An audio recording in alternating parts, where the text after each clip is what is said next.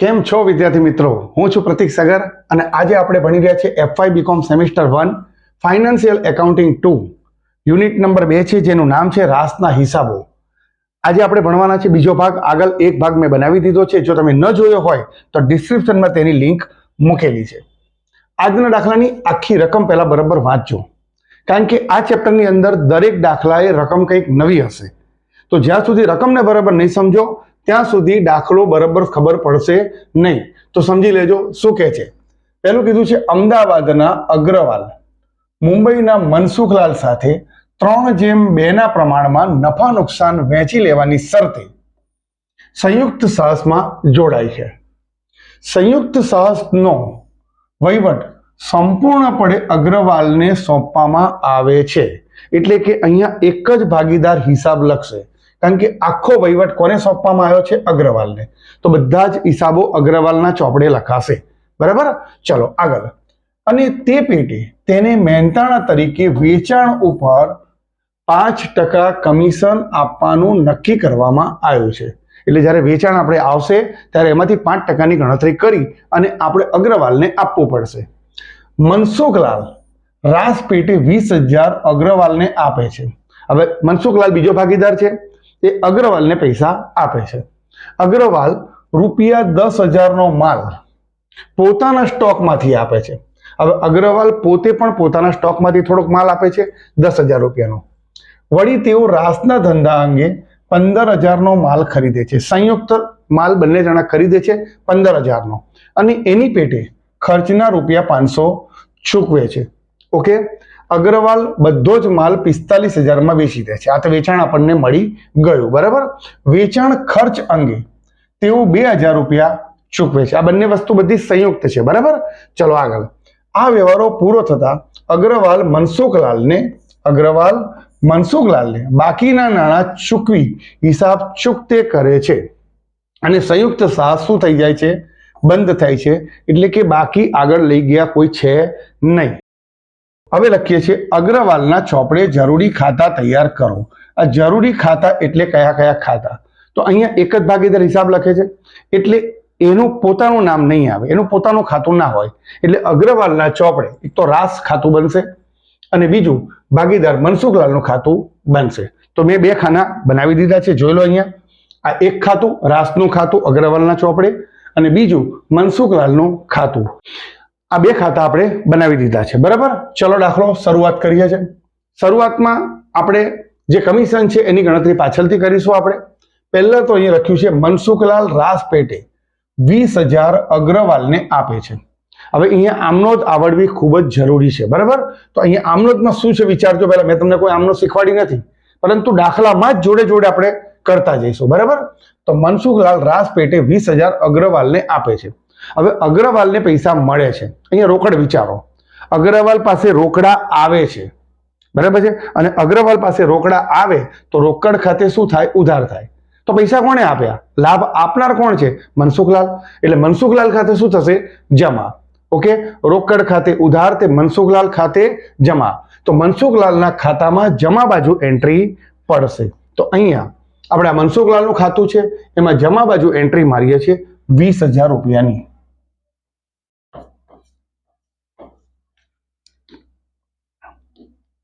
Okay, આ એક એન્ટ્રીનો ખ્યાલ આવી ગયો. હવે બીજી એન્ટ્રી. અગ્રવાલ ₹10,000નો માલ પોતાના સ્ટોકમાંથી આપે છે. કોને માલ આપે છે? પોતાના રાસના હિસાબમાં. તો રાસ માટે ખરીદી કહેવાય. શું કહેવાય? રાસ માટે ખરીદી. બરાબર છે? જ્યારે અગ્રવાલ માટે શું કહેવાય? પોતાનું વેચાણ કર્યું કહેવાય, કારણ કે પોતાના સ્ટોકમાંથી આપે છે. બરાબર? તો અહીં લખાશે અગ્રવાલ વેચાણ કરે છે, એટલે ખરીદ ખાતે ઉધાર લખીએ એની જગ્યાએ શું લખવાનું? રાસ ખાતે ઉધાર. શું લખવાનું? ખરીદ ખાતે ઉધારની જગ્યાએ શું લખી દેવાનું? રાસ ખાતું. અહીં લખાશે રાસ ખાતે ઉધાર, તે વેચાણ ખાતે જમા, કારણ કે વેચાણ કોનું છે? અગ્રવાલનું. તો અહીંયા આપણે આ લખ્યું છે વેચાણ ખાતે સ્ટોકના પૈસા આપ્યા છે. અને કેટલા રૂપિયા આપ્યા છે? તો કે ₹10,000નો સ્ટોક એણે આપ્યો છે. રૂપિયા તો નથી આપ્યા, પણ શું આપ્યું છે? સ્ટોક આપ્યો છે. ઓકે, ચલો આગળ. વળી રાસના ધંધા અંગે 15,000નો માલ એવો ખરીદે છે. સંયુક્ત ખરીદે છે. હવે ખરીદી થઈ પાછી. અને ખરીદી કોની કહેવાય? રાસ ખાતે કહેવાય. તો ખરીદ ખાતે ઉધાર આવતું હતું એની જગ્યાએ શું લખવાનું? રાસ ખાતે ઉધાર, જે રોકડ ખાતે જમા. બરાબર. તો અહીંયા રાસ ખાતે ઉધાર, જો રોકડ કે બેંક ખાતે ખરીદી કૌંસમાં લખી છે. કેટલા રૂપિયાની ખરીદી કરી? 15,000ની ખરીદી કરી છે. તો જ્યાં ખરીદ ખાતે ઉધાર આવતું હોય તેની જગ્યાએ શું લખી દેવાનું? રાસ ખાતે ઉધાર. બરાબર. ચલો આગળ. એના પછી ખર્ચના આપણે 500 રૂપિયા એ ચૂકવે છે. કોણ ચૂકવે છે? બંને જણા સંયુક્ત રીતે ચૂકવે છે. તો હવે આ ખર્ચ છે. ખર્ચ કયા ખાતે હોય? તો ખર્ચ ખાતે ઉધાર હોય. પરંતુ અહીંયા ખર્ચ ખાતે નહીં લખવાનું. શું લખવાનું? રાસ ખાતે ઉધાર, તે રોકડ ખાતે જમા. બરાબર. તો રાસ ખાતે આપણે ઉધારમાં લખીશું, રોકડ કે બેંક ખાતે ખર્ચા કહેવાય. અને ખર્ચા કેટલા ચૂકવ્યા છે? 500 રૂપિયા. બરાબર. આ એકદમ પહેલો દાખલો છે ને સહેલો દાખલો છે, એટલે જ આપણે આ ગણતરીમાં લીધો છે. જો તમે આ દાખલાને આટલો ધ્યાનથી નહીં સમજો, આમનો જ ને નહીં સમજો, તો આગળ ચેપ્ટરમાં બહુ તકલીફ પડશે. એટલે દરેક વસ્તુને ધ્યાનથી સમજજો. બરાબર. ચલો આગળ શું કહે છે જોઈ લઈએ. અગ્રવાલ બધો માલ 45,000માં વેચે છે. કેટલા હજારમાં વેચે છે? 45,000માં. વેચાણ શું થાય? તો વેચાણ જમા થાય. બરાબર. તો આ વેચાણની જગ્યાએ શું લખવાનું? રાસ ખાતે. ઓકે. અને માલ છે કેવી રીતે વેચ્યો હશે? રોકડે વેચ્યો હશે. રોકડા આવે છે તો રોકડ ખાતે ઉધાર, તે રાસ ખાતે જમા. રોકડ ખાતે ઉધાર, તે રાસ ખાતે જમા. તો અહીંયા લખવાનું છે રોકડ કે બેંક અને વેચાણ. કેટલા રૂપિયા? તો કે 45,000 રૂપિયાનું વેચાણ કર્યું છે. 45,000નું વેચાણ કર્યું. બરાબર છે. ઓકે. ચાલો આગળ. વેચાણના ખર્ચ અંગે તેઓ 2,000 રૂપિયા ચૂકવે છે. 2,000 ચૂકવ્યા, ખર્ચ થયો. ખર્ચ ખાતે શું થશે? ઉધાર થશે. બરાબર છે. પણ ખર્ચ ઉધાર લખવાનું નહીં, એની જગ્યાએ શું લખવાનું? રાસ ખાતે ઉધાર, તે રોકડ ખાતે જમા. તો અહીંયા આપણે લખીશું રોકડ કે બેંક ખાતે વેચાણ ખર્ચા. કેટલા રૂપિયાના વેચાણ ખર્ચા છે? 2,000 રૂપિયાના વેચાણ ખર્ચા છે. બરાબર. ખ્યાલ આવતો હશે? હું જે સમજાવું છું તે બરાબર ખ્યાલ આવતો જ હશે. હવે આ વ્યવહારો પૂરા થતા અહીં બધી વ્યવહારો પૂરા થઈ ગયા. એક વ્યવહાર બાકી છે આપણો, એ છે કમિશન. 5% કમિશન. કોની પર આપવાનું છે? તો કે વેચાણ પર આપણે આપવાનું છે. અને વેચાણ કેટલું હતું? તો કે 45,000 રૂપિયા. તો આપણે લખ્યું અહીંયા 45,000 ગુણ્યા 5%. અને 45,000ના 5% આપણે કરીશું એટલે કે 2,250 રૂપિયાની એન્ટ્રી આવશે. અને આ શું છે? તો કે કમિશન. આ આપણે કમિશન આપવું પડશે. કોને આપીશું? તો કે અગ્રવાલને. તો આ થયો રાસનો ખર્ચો. ખર્ચ ખાતે ઉધાર, એની જગ્યાએ શું લખવાનું? રાસ ખાતે ઉધાર. તો રાસ ખાતે લખવાનું, ઉધાર સાઈડે કમિશન ખાતે. અને કેટલા કમિશનના ચૂકવ્યા છે? તો કે 2,250. બરાબર. અહીં આપણી બધી જ એન્ટ્રી શું થઈ ગઈ છે? પૂર્ણ થઈ ગઈ છે. તો ચલો આપણે હવે હિસાબ કરી લઈએ એક એકનો. બરાબર. તો ખાતા આપણે બંધ કરવા લાગીએ. તો સૌથી પહેલા આપણે જોઈએ કઈ બાજુ ટોટલ વધારે દેખાય છે? તો કે 45,000 અહીંયા દેખાય છે. તો આપણે અહીંયા લખીશું 45,000. એ જ એન્ટ્રી અહીંયા આપણે કરીશું 45,000.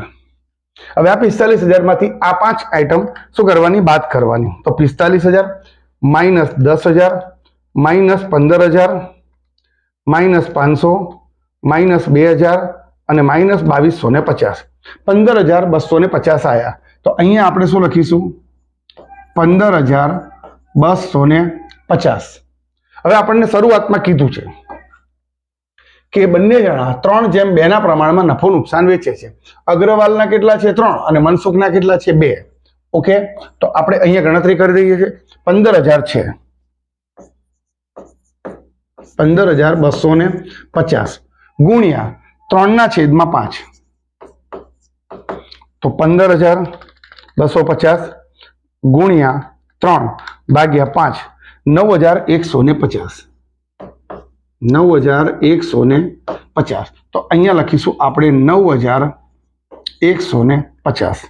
એ જ રીતે 15,250 2/5 15,250 ગુણ્યા 2/5 6,100. હવે આ બંને એન્ટ્રી અહીંયા લખી દેવાની છે. તો આપણે લખી દીધી એક એન્ટ્રી. આ બીજી એન્ટ્રી લખીએ છીએ. હવે તમે ધ્યાનથી જોજો, નફો છે આ લખ્યું છે મેં નફા નુકસાન ખાતે. કેમ? કારણ કે આ કોણ બનાવે છે ચોપડા? અગ્રવાલ બનાવે છે. એટલે અગ્રવાલ એના પોતાના નફા નુકસાનમાં આ એન્ટ્રી લઈ જશે અને બીજી એન્ટ્રી મનસુખલાલના ખાતામાં નાખશે. બરાબર? એટલે અહીંયા લખવાનું નફા નુકસાન ખાતે જે લખતો હોય એના માટે. એટલે અગ્રવાલના પૈસા ક્યાં લઈ જવાના? નફા નુકસાન ખાતે લઈ જવાના અને મનસુખલાલના એના નામે લખવાના. બરાબર છે? અને આ બંનેનું ટોટલ. હવે આ મનસુખલાલના જે એન્ટ્રી છે 6100, આને આપણે લઈ જવાના મનસુખલાલના ખાતે. અહીંયા ઉધાર બાજુ છે તો ત્યાં શું થશે? જમા બાજુ. તો અહીંયા રાસ ખાતેથી નફો લાયા. કેટલો નફો આવ્યો એનો? તો કે 6100.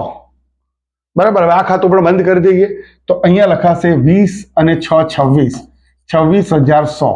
તો અહીંયા પણ લખીશું આપણે 26100. અને આ પૈસા આપણને છેલ્લી લીટીમાં કીધું છે, જો અહીંયા લીટીમાં શું કીધું છે? આ છેલ્લે કે અગ્રવાલ મનસુખલાલને બાકીના નાણાં ચૂકવી હિસાબ ચૂકતે કરે છે.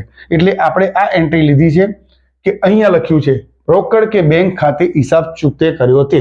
બરાબર? અહીંયા લાભ લેનાર છે કોણ? મનસુખલાલ. એટલે મનસુખલાલ ખાતે ઉધાર અને રોકડા જાય છે એટલે જાય તો જમા. એટલે અહીંયા મનસુખલાલ ખાતે આપણે શું કર્યું છે? ઉધાર કર્યું છે અને રોકડ બેંક ખાતે શું કર્યું છે? જમા. કેટલા રૂપિયા? તો કે 26100. આ રૂપિયા આપી અને હિસાબ ચૂકતે કરવામાં આવે છે. અહીં આપણો આ દાખલો કમ્પ્લીટ પૂરો થાય છે. આશા રાખું છું કે તમને આ દાખલો બરાબર ખ્યાલ આવી ગયો હશે. ચેનલ જોડે જોડાઈ રહેજો. આનાથી બી હજી અઘરા દાખલા આવશે અને એ પણ આપણે આટલા જ ઇઝી રીતે ભણીશું. થેન્ક યુ વિદ્યાર્થી મિત્રો. Thank you so much.